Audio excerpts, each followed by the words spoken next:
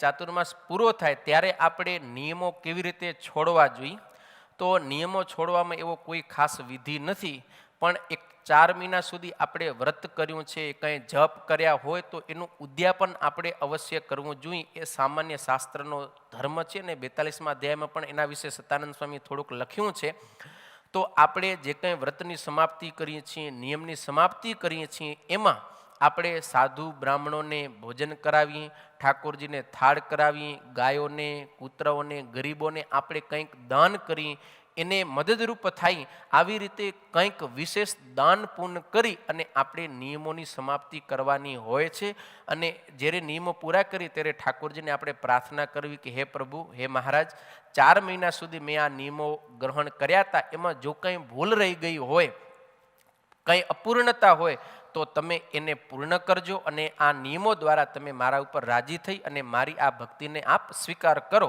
આવી રીતે આપણે પ્રાર્થના કરી અને પછી નિયમને પૂર્ણ કરવા જોઈએ.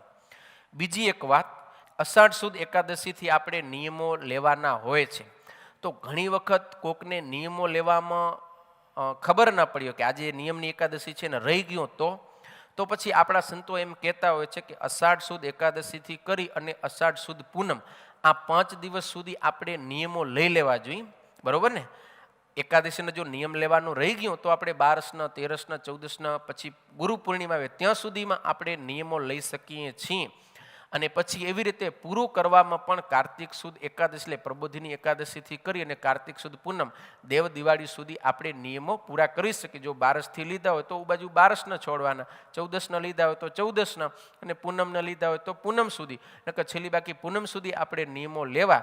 પણ આમ ચાતુર્માસ તો અષાઢ સુદ એકાદશીથી કાર્તિક સુદ એકાદશીના 4 મહિના જ ગણેલા છે.